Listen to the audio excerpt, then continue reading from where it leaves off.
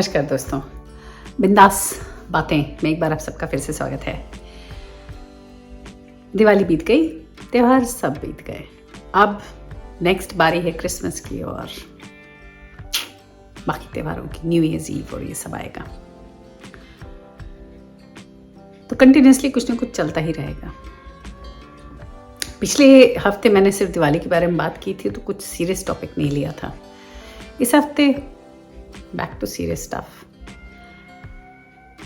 तो मेरी इच्छा थी कि मैं जो रिलेशनशिप्स के बारे में चर्चा हो रही थी, जो उससे पहले मैंने करी थी चालू करवा, उसी को थोड़ा और कंटिन्यू करूं और थोड़ा और डेप्थ में जाऊं रिलेशंस। अगेन, मैं कोई साइकियाट्रिस्ट नहीं हूं, मैं कोई साइकोलॉजिस्ट नहीं हूं, मैं कोई डिग्री नहीं हासिल है मेरे पास, लेकिन मैं सिर्फ अपने एक्सपीरियंस से और जो मैंने महसूस किया है वही मैं आप लोगों के साथ शेयर करती हूँ और उम्मीद रखती हूँ कि उससे किसी को शायद थोड़ी सी कोई लाइट या कोई चीज़ समझ आए शायद। तो आज हम बात करेंगे कि क्यों इतना मुश्किल हो गया है रिलेशनशिप्स को सर्वाइव करना। आपको बताऊं, अभी ऑफिस में अंग्रेज़ बंदी की बात कर रही हूँ, मतलब ऑस्ट्रेलियन बंदी की। कुछ टाइम पहले मुझे पता चला था कि अब वो मेलबर्न से काम कर रही है। करीब 60s में है, 65, 66। वो मुझसे 10-12 साल तो बड़ी है। मैं 52 हो गई, तो समझ जाइए 62, 63 की होगी। अब वो बंदी मेलबर्न सुनाई ऐसा दिया कि वो सिडनी से मेलबर्न मूव हो रही है। तो हमने कहा चलो भाई, डिसाइड किया होगा कि अब मेलबर्न से काम करेंगे। तो she is working from Melbourne. Sydney office वो नहीं आती है। अब मैंने उसके साथ कई साल काम किया है, तो क्यूरियोसिटी रहती है कि भाई वो कैसी है, क्या है।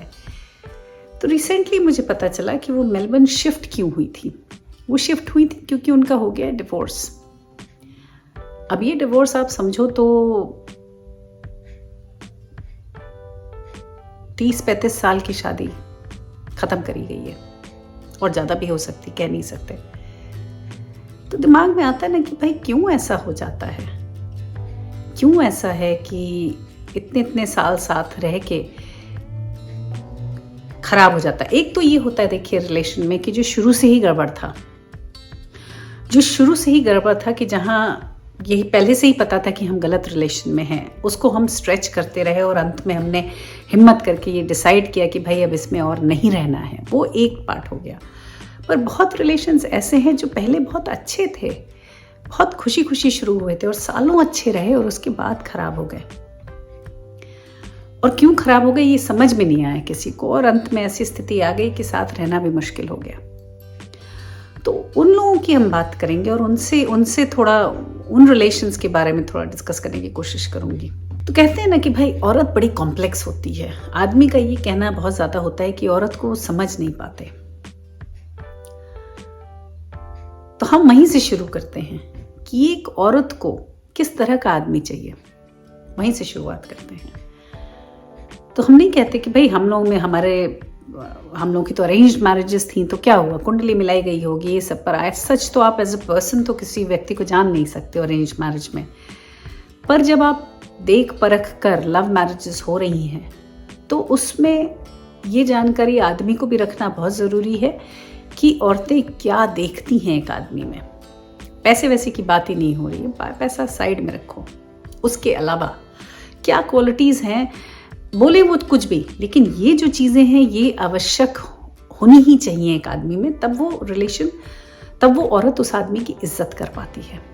और इज्जत जो है, मुझे लगता है एक रिलेशन में सबसे ज़्यादा अहम चीज़ है, एक दूसरे की इज्जत करना, जो हम इन द प्रोसेस खो देते हैं। जब वो खो जाती है तो फिर वो रिलेशन भी गटर में चला जाता है।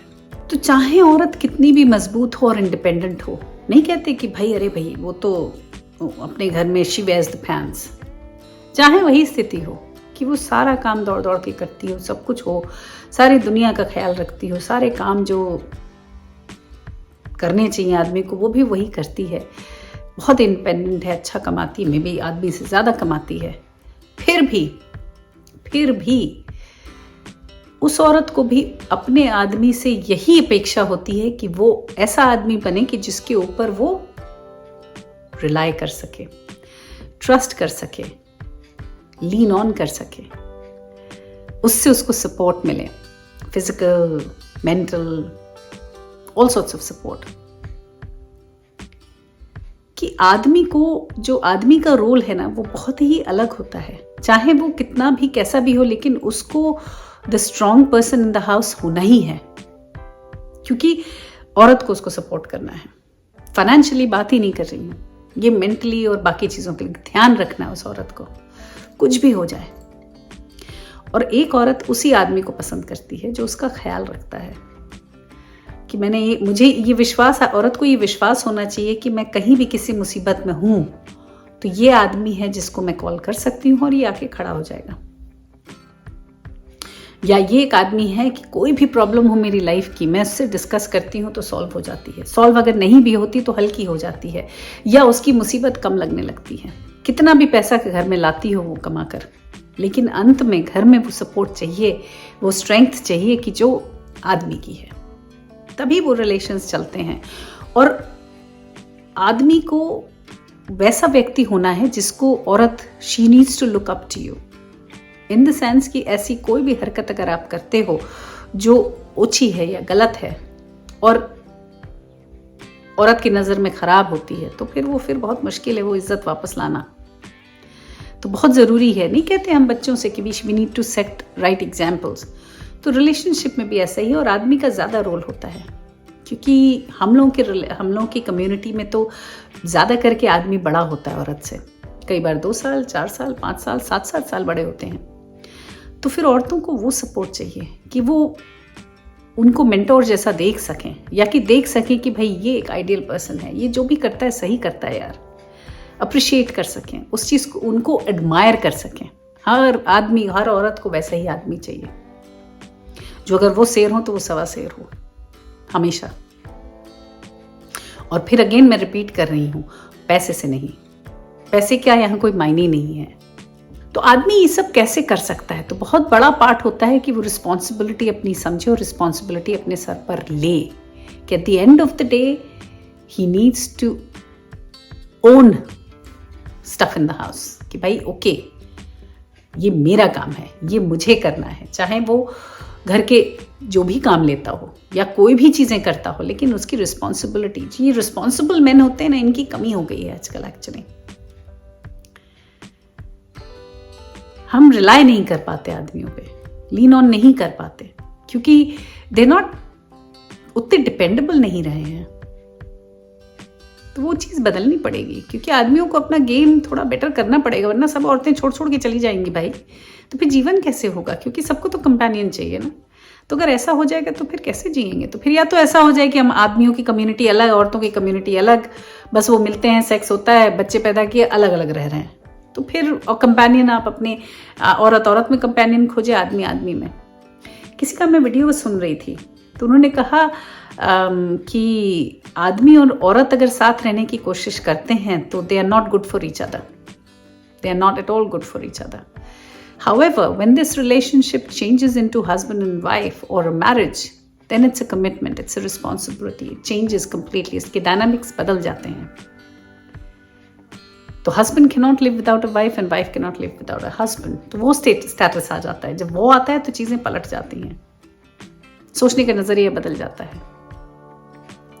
मैं और तू से सब चीज़ें हम पे हो जाती हैं, हमारे पे हो जाती हैं, फ़र्क हो जाता है, तो चीज़ें बदल जाती हैं। तो उस चीज़ को कायम रखने के लिए, कि ये जो चीज़ है जिसके लिए आपने इतनी मेहनत से कुछ चीज़ आप कहीं पहुँचे हो, कोई रिलेशन में आप कमिट हुए हो, थोड़ी मेहनत तो जायज़ है ना। जिन रिलेशंस में, जो रिलेशंस अच्छे थे पहले, बाद में बिगड़ गए हैं। तो ये जो इतने ज़्यादा लोगों का सुनने में आ रहा है ना, कि थोड़ा मुझे शौक लगता है कि हो क्या रहा है यार दुनिया को।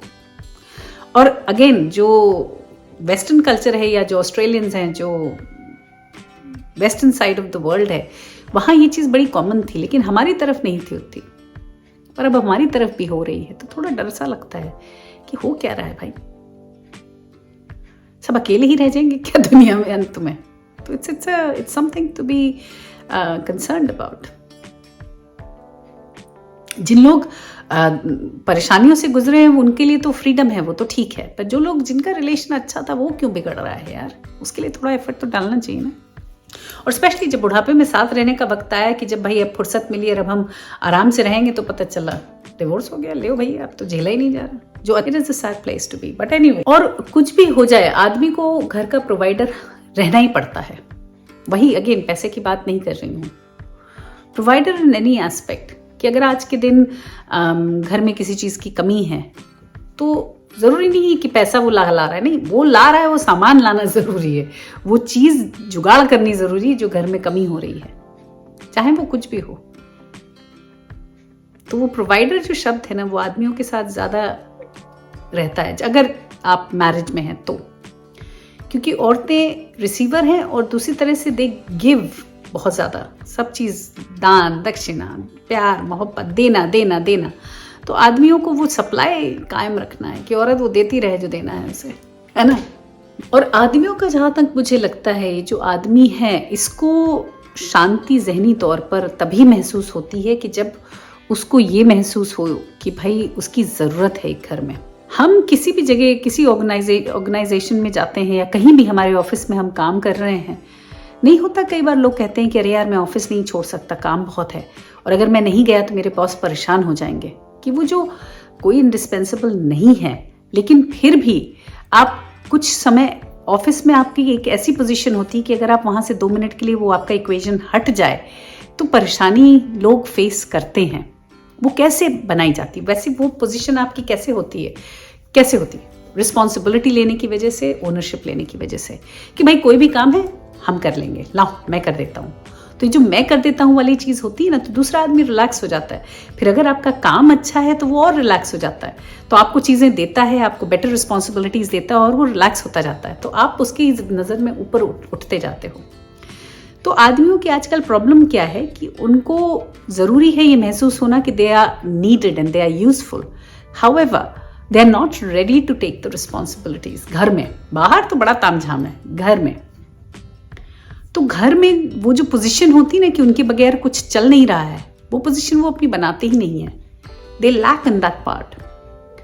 तो in the process with years, जैसे जैसे ईयर्स निकलते हैं, हमें ये महसूस होता है कि इनकी एक्चुअली कोई ज़रूरत ही नहीं है, ये तो कुछ करते ही नहीं, ये बोझा है। इनफैक्ट इनको खाना ही खिलाना पड़ता है, इनके लिए बनाना पड़ता है, इनके लिए कपड़े धोने पड़ते हैं, इनके लिए ये करना पड़ता है, इनके लिए वो करना पड़ता है। ये तो कुछ भी नहीं करते हैं, क्योंकि उन्होंने वो अपनी वो पोजीशन ही नहीं बनाई है जो वो ऑफिस में बना के बैठे हैं कि वो चले जाते हैं तो 10 फोन आते हैं। तो ऐसा घर में क्यों नहीं?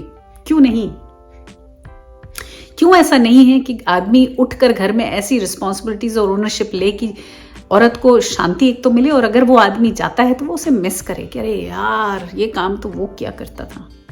जैसे मेरे भाई के साथ था, अब तो भाई है नहीं इस दुनिया में, लेकिन मेरा भाई ऐसा था कि वो घर के बहुत ज़्यादा काम किया करता था। उसकी बीवी का कहना था कि जब वो चला गया तो उसको तो समझ ही नहीं आ रहा था कि अरे कपड़े तो वो धोता था, रात को कपड़े फैलाता तो वो था, उठाता तो वो था। फिर पता चला कि भाई इंडिया में तो टंकियां भरनी होती ना, यहाँ टुल्लू पंप चलेगा, वहाँ पंप चलाया जाएगा तो वो टंकी भरेगी, फिर वो टंकी भरेगी। तो ये जो प्रोसेस है ये भी काफ़ी कॉम्प्लेक्स होता है, वो सब भी वही देखता था। तो जब वो चला गया तो उसको ये नहीं समझ में आ रहा था कि कौन सा स्विच कब ऑन करना है, कहाँ से ऑन करना है, कौन सा पानी कहाँ चढ़ाना है। तो that is how you become that indispensable person किसी की लाइफ में। और वो एक कला है कि जो उस जगह पहुंच गया फिर वो अपनी जगह बना लेता है। और ये चीज़ मैंने देखी है कि बहुत ज़्यादा लैक करती है आदमियों में, आजकल के आदमियों में, and it is bad. Video का मकसद यही है कि जो आदमी, अगर कोई भी आदमी इन वीडियोस को देखता है, कभी भी देखता है और इन चीज़ों को समझने की कोशिश करता है, तो मेरा सिर्फ ये एफर्ट है कि वो आदमी जो है they should pick up the games. क्योंकि जो औरत कमा रही है, सब कुछ वही कर रही है, तो फिर आपकी ज़रूरत क्या है? टेक रिस्पॉन्सिबिलिटीज, टेक ओनरशिप, अपने को इंडिस्पेंसिबल बनाए घरों में कि वो औरत को आपकी कमी महसूस हो। अपने को बोझा और अनोइंग, इरिटेटिंग, डिक्टेटर, अब्यूसर ऐसी लेबल से बाहर निकले भाई। वो बनाएं जो कि loving, caring, supporting, responsible character, वो कैरेक्टर अपने में लाएं और उसको रिस्पेक्टफुल। कहीं भी जाते हैं वो नहीं कुछ दिखाया जाता है कि बहुत सारे, ऐसा नहीं कहूँगी कि सब आदमी खराब होते, नहीं, तो मैं उन लोगों की बात कर रही हूँ जो जिनके घरों में ये प्रॉब्लम्स हैं, उनकी बात कर रही हूँ। तो जिनके घरों में ऐसी प्रॉब्लम्स नहीं होती, उनका घर का माहौल आप देखें। औरत सब कुछ करती, बाकी चीज़ों की उसे टेंशन ही नहीं होता। हॉलीडेज से लेके, खाना पीना से लेके, सारे कंफर्ट्स उसके सब आदमी देखता है। तो घर के अंदर वो जब ऑफिस के बाद घर के अंदर एंट्री मारता है तो औरत की रिलीफ की सांस निकलती कि thank God he is back. पर हमारे जैसे आम घरों में क्या होता है कि आदमी की एंट्री होती, लगता है हे भगवान आ गए, शांति, अब तो शांति भंग घर की।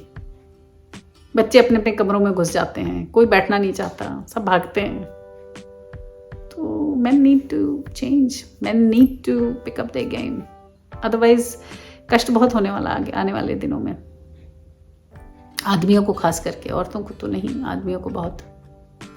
तो प्लीज़ बने जो आपको बनना है, वो बिग पर्सन, द प्रोवाइडर, जो आदमियों को करना चाहिए वो करना शुरू करें और घरों में शांति लाएं, सुकून लाएं, प्यार लाएं, मोहब्बत लाएं, रिस्पेक्ट लाएं वापस, है ना। चलिए आज के लिए सिर्फ इतना ही। अगले हफ्ते फिर मिलेंगे किसी और बात, किसी और चर्चा के साथ। तब तक के लिए आप देखते रहिए बिंदास बातें। See ya, bye bye.